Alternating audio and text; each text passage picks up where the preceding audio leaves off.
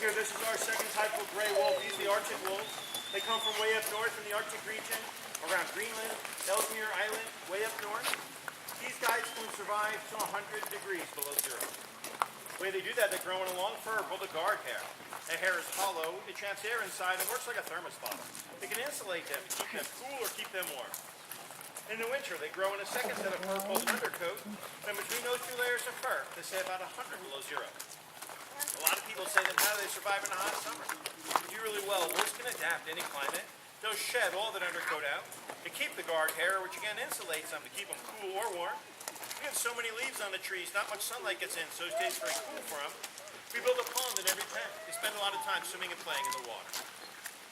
Over on this side, we have our third type of gray wolf. These are our British Columbian wolves. Yes, I know that one is limping. We'll tell you about that later. These are British Columbian wolves. They come from the British Columbia part of Canada. In that region, it's very dense, dark forest. And they've evolved into having mostly a dark gray to a black fur to help them blend in that area. Now, every wolf pack is an extended family. What makes up that wolf pack are the leaders in the pack, which are called the alphas. You'll always have an alpha male and an alpha female. The rest of the pack members are sometimes the brothers and sisters of the alpha pair, and all of the offspring are the babies from the alpha pair. The young ones stay with their pack until they're 2 years old. Then they either leave in search of others that have left and start their own family, or they stay with their pack as a lower ranking member. Everybody in that wolf pack has their own place. There's order in that pack, and everybody has to follow it. On the top of the order are the alphas. They're in charge. Everybody has to listen to them. They eat first whenever there's food around. They're also the only ones that have puppies in the pack. The big guy in the middle, that's the con, and he's the alpha, the leader in the pack. There's usually one wolf who's second in command, the next in line. They're in charge of the pack. When the alphas are away, they're called a beta wolf. Everybody has their spot throughout that ranking. There's always going to be one wolf who's very shy in the pack. You're going to be the lowest ranked member. The lowest member is called the omega. That's Kayla there. She's the omega in the pack, the shyest one. Now the way they figure out where they sit in that order is every day they growl and snarl and bite each other's faces. They'll jump on each other's backs, they'll push each other down. Sounds like they're tearing each other apart. But it's all just a show to see who's tougher than who. Now wolves only have puppies once a year. Unlike your dogs at home, which can have pups twice a year, wolves only have them once. Their mating season is in late February to early March. The females are pregnant for only 63 days, and the puppies will be born in the beginning of May. Sometime in April, the females find a spot that they like and they dig it down. They dig a hole in the ground about 18 inches around. They can tunnel in up to 6 feet underground and have their puppies down underground. 12 years ago was our last litter of pups we had born here. When they were born, none of our females dug any dens. They had them right out in the open, which is really unusual for a wolf. We think it's because they're comfortable enough here. They didn't feel threatened. They didn't feel the need to hide the pups. Now the average size for a litter in a pack of wolves is usually 4 or 5 pups. 12 years ago, we had 17 puppies. Not more than we ever expected. We had 4 born to the timbers, 6 to the Arctics, and 7 to our tundra wolves. Unfortunately, at the time, the town here would only allow us to have 24 wolves. They said we could be here, but we can only have 24. So we can only keep 6 of those 2 puppies. We had to get rid of the other 11. We could have sold them off and made a lot of money, but that would really defeat what we were trying to do here. So we donated all of our extra puppies to different preserves around the United States. And they went all throughout the country. After we donated out those pups, we had surgery done to our alphas. We don't let them have puppies here anymore. Not only are we under a limit by the town, we also have what we feel is a comfortable number in these pens. And it would defeat the purpose of having such a nice large home for them if we let them have puppies every year and just kept packing more and more of them in. In the future, if we needed to replace any, we could always find a puppy that was already born in captivity. These little guys we brought in from another facility. They're only a year old now. This is one of them. She's actually a wolf piper and a wolf dog mix. This is Kuna. As long as we put them into the pack as a puppy, they'll accept them with no trouble at all. That way we can keep our educational program going and also help out some others. They're already born in captivity to make sure they get a good place to live out their life. Now, when it came to that 4 weeks, we took them to the den and spent that time raising them. We took them home.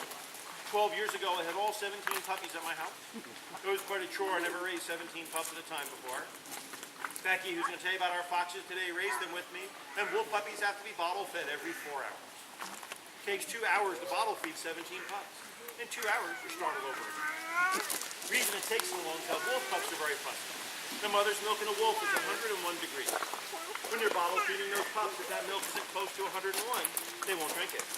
So it's a battle to keep that milk at a temperature just like the mothers would be. So they'll drink all their milk. Second reason it takes such a long time, and it's not the most pleasant thing, That is wolf pups and canines, or dogs in general. They can't go to the bathroom by themselves when they're little puppies. The mothers have to lick their bottoms to stimulate them to go to the bathroom. So we have to do what we call poop them. I didn't lick them. I didn't lick them. We had to pat their bottoms and warm that towel every time we bottle feed them to get them to go. Believe it or not, they get back up inside and maybe die from it. It's a very long procedure of getting them weaned down to solid foods, going to the bathroom by themselves, and getting them all their inoculations they need before we put them back in and the parents take over raising them. When we do first put them back in, what they'll do is lick and bite at the faces of the adults after they've eaten. They call it soliciting. They will solicit the adults to regurgitate or throw up food for them. And that's to live off of the next couple of weeks. Then eventually they learn how to chew on the deer meat that we feed them. Wolves are a carnivore, or meat eater. They say they'll eat anything from a mouse to a moose. But their main diet is any kind of a grazing or grass-eating animal. We feed them all deer meat here. I work with the state police and the local communities. They call us anytime there's a deer hit by a car. We'll pick those deer up. We work with some farmers here in North New Jersey that have permission to shoot the deer when they're destroying their crops. We'll take those deer. We also end up buying a lot of meat. We feed close to 50,000 pounds of meat a year here. Quite a bit. I'll feed two different ways. I'm feeding the meat we have bought. It looks like an hamburger. But deer meat is all ground up. We'll buy 50-pound frozen blocks, cut into smaller pieces.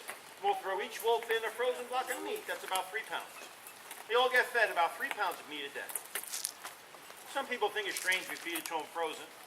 The reason I feed it frozen is, like I said earlier, whenever there's food around, the alphas will eat first, and they'll gobble down as much as they can. If there's not enough to go around, some of the lower-ranking members might not get anything to eat.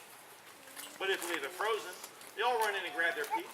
They run back in the woods and sit down. It takes them a couple of minutes to chew through and eat it. Gives everybody a chance to run in and grab their own piece. So we know they're all fed every day. It doesn't bother them that it's frozen. In the wild there, to find a moose that died of starvation and was frozen in a snowbank, they wouldn't pass up that free meal. They seem to enjoy it on the hot summer days. It's kind of like a meat pop or a meatsicle. Helps cool them off a little bit. But unfortunately, in all the pens, we have a few that act like pigs, try to make a secret stash of those lots of food. They'll grab a piece, run up and hide it behind a log, grab another one and try to hide it somewhere. Some little ones like Cameron here, she's smart enough to know the ones do that. They come in for their second piece, sure we're not going to steal the first one. So everybody still gets fed every day. The second way that we feed is when we do get a deer. The only thing we do to that deer is take the stomach and the intestines out because of bacteria and parasites. Other than that, I'll drag the full deer in for them. These guys will tear it down. It'll be gone in less than a half an hour. And they'll eat the entire deer. They eat the bones, the hair, the hide. The entire deer is gone in less than a half an hour. Now, besides the antlers, I usually saw the antlers off the deer so no one gets jabbed by them when they're tearing it apart. Besides the antlers, there's only one other part of the deer they won't eat. For anybody who hasn't been here before, any guesses? The one part they won't eat. No guesses? Hooves. The hooves, good guess. They'll crunch them right up. Any other guesses? Sound really hard. We all have them. The teeth, you got it. Good job, the teeth. You get a treat. Teeth time. You want it, buddy? Don't let your sister steal it. There you go. That one's yours. This here's the only part of the deer they won't eat, the jawbone and the teeth. Some of the hardest bones to find, they don't break them up. Whenever I go into pens, these guys will ever find their jawbones and teeth. The reason they can chew up and eat all those other bones in that deer is the amount of pressure they have in their jaws. On average, your dogs at home will have about 700 pounds of pressure in their jaws. A wolf has 1,700 pounds. They say it's enough to shatter the leg bone of a moose with one bite. One reason they don't make a good house pet. Even just playing, they can do some serious damage. The reason that food is gone in less than a half an hour is that wolves in the wild don't know when their next meal is coming. It's a programming in their head. Eat as much as you can because you don't know when you're going to get fed again. They have the ability to eat up to 30 pounds of food at a time. When wolves eat, they don't chew their food. They tear up pieces of meat and swallow it whole. That's where they get the term, wolf it down. They eat so much and so fast, their stomachs get swelled out. When we do feed them a deer, depending on the size of it, it's about every 2 to 3 days that we feed them. Because we need to give them time to digest. All that food they just cram down their stomach. Now, wolves will howl for a bunch of different reasons. The main reason they howl is to join or rally the pack together. When one member starts howling, it's a sign for all the rest to join in. They all have their own voice, and they can tell each other's voices apart. So they know that everybody's here and everybody's okay. They howl when they're sad. They howl when they're excited. They howl when they hear a fire siren off in the distance. They howl at that fire siren because they think it's another pack intruding on their territory. But it's a different howl. They'll change the tone of their voices up and down throughout that howl to make a pack of 20 wolves sound like a pack of 40 and fool the neighboring pack. even though here it's only a fire siren. Some people say my dog at home howls the fire sirens. One of the reasons could be what most biologists believe is that the wolf is the very first canine, or the very first dog. And in over 20,000 years of evolution, all other dogs have come from a wolf. Personally find it hard to believe a Chihuahua came from a wolf. That's what they say, so who knows? They don't howl at the moon. They howl more often during a full moon because the pack will travel and hunt more. It's easier for them to see their prey. They howl before the hunt to join their pack together, or after the hunt to join their pack together. They lift their heads up so their voice is carried, and man has turned into them howling at the moon if you heard them more often. A little bit later, we'll see if we can get them to howl for you. Wolves live about 12 to 14 years in captivity. It's only about 5 to 7 years to live in the wild. They've done studies to find out why that lifespan was so short. They think the leading cause is greater starvation or internal injury. Found a lot of wolves with mended ribs they think are from getting kicked by the deer or stabbed by the antlers of the prey they're trying to take down. They have a rough life in the wild, usually getting injured by their prey. If we give them all the same shots your dogs at home would get, this could be another reason why they have a longer lifespan in captivity. You get a lot of extra help from the doctor. A lot of people ask me, you ever put a live deer in their farms to keep up their hunting skills and be a wolf? I don't. Like I said, they get injured quite a bit by their prey. It's not really a chance I want to take. I'm not sure if the state of New Jersey would allow me to feed them a live deer. Haven't figured out how to catch one and put it in there. And worst of all, it'll be a chore trying to drag a deer into a pen with a pack of wolves. I don't think he's going to want to go. We do have some not too intelligent animals who climb in here with them. Squirrels, chipmunks, the birds. One day I did see old 9 timber wolves chasing one little chipmunk. Surprised he didn't die of a heart attack. The only thing we've known them to catch a few years ago, the Arctic wolves caught a squirrel, but it was gone in just a couple seconds. Anywhere you see interior fencing, we have another 3 feet of fences laid out to the inside. It's tied in at the upright, and then backfilled or buried. Wolves don't try to climb or jump out. They're diggers. They would try to dig out. What they would do is come to the edge, dig down, hit that fencing, and give up. They don't know to go back 3 feet and tunnel underneath. But again, these guys were born in captivity. This is the best home they've ever known. They get fed every day, fresh water every day. And most important, they have enough room. They're very comfortable. They've had no trouble in even trying to get out. In order for us to be here, we have to have a whole list of permits. We're under spot inspection by the state of New Jersey and the federal government. Both come a few times a year and inspect us to make sure that everything is safe, up to code, that the animals are healthy. And last, our 3 ways that we raise money to feed these guys and take care of them for people like yourselves coming in to visit. Thank you very much for coming in today. Our second way is through a sponsorship program. We can sponsor one of the wolves for a year. All that information is in our brochure. You can pick one up outside here. And our third way is through photography. That's what these panels and the fencing are for. In New Jersey, we're not allowed to let anybody in the compounds with the animals. Photographers will pay for guided tours through the walkways. These panels open up, and we work with a piece of meat, try to get them set up as best we can. We can't really say sit or stay. They don't listen. If we give them any area that they like, and most pictures you'll see in catalogs and magazines of wolves are done at a photography preserve. And one to get a picture of a wolf in the wild is pretty close to impossible. Again, one scent of a human, and they're gone. About it for my part on the wolves. Hopefully I covered everything. I'm happy to answer any questions if anybody has questions. That's right. Kayla, where you at? Kayla. Oh, there she is. Pop your head up. That's Kayla. I call her Miss Kayla, and I'll tell you Miss Kayla's story. Kayla's 5 years old now. About 5 months ago, one day she stopped eating, got very lethargic, run down. We rushed her down to the vet, and she almost died. They diagnosed her with severe gastroenteritis. She ate something that severely irritated her stomach, so much that she almost died from it. We don't know what it was. Sometimes they're done eating, they'll bury their food, they'll dig it back up later, eat it some more. I think she might have dug up something a little too spoiled and ate it anyway. We have an area at home approved by the state when the animals can recover after veterinary work. We had her at home for a couple of days, getting IV fluids punched through her, some antibiotics in her. Our hopes were high she was going to recover from it. She was doing really good, walking around the enclosure, started eating again a little bit. And one morning we woke up, and she was totally paralyzed in her hindquarters. Went paralyzed overnight. We rushed her back down to the doctor. He did x-rays on her, checked her over. He said, Jim, I can't find anything wrong with her. It has to be something neurological. You'll never know if those legs will come back again. You need to make that decision. She'll never survive in an enclosure like this, dragging herself along by her front leg. So he said, she's 5 years old. Is there anything else we can try? He said, your next step to get a very definitive answer is going to be really expensive, and I can't do it. You have to do an MRI on her spine to make sure there's no spinal damage causing that paralysis.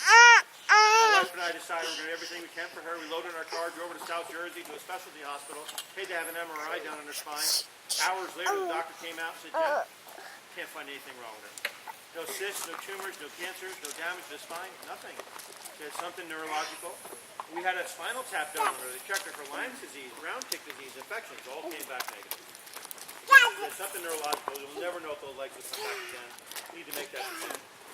We brought her home. Luckily, she's very comfortable with my wife. She's able to give her physical therapy, keeping her legs moving, her joints freed. And Becky said, Jeff, I want to try acupuncture.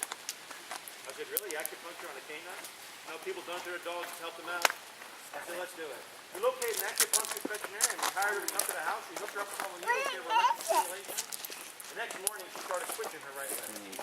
We worked for 2.5 months with acupuncture treatments and another treatment called PRT, platelet replacement therapy.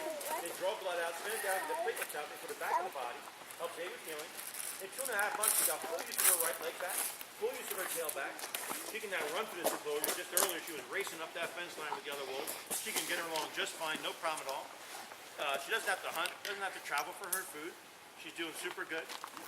Latest theory by the doctor. There is a condition, even with humans, brought on by severe gastroenteritis called Guillain-Barré syndrome. It's an autoimmune problem where your body attacks its own nervous system that causes paralysis. It even happens with people. They say this could be what she has. With Guillain-Barré, it could take 6 months to a year before there's any nerve growth or nerve improvement. And they said everything is fine with that last leg. Blood flow is fine, joints are fine, everything is perfect. Don't consider amputation or anything for at least a year because those nerves might come back. Within the last 2 weeks, while she's here on the tour, I'm watching her out of the corner of my eye. Quite a few times now, I've seen that lame leg for the last 5 months. She jerked that toe, that ankle up, and she's lifted her leg up in the air a couple times, and she's been twitching it around. And knock on wood, those nerves are starting to fire again. We're going to get that 4th leg back. And even if we don't, she gets around fine on 3 legs, and we're just happy we didn't give up on her, follow some of the advice, put that extra work and effort into her. She's still with us today doing just fine. And that's Miss Kayla.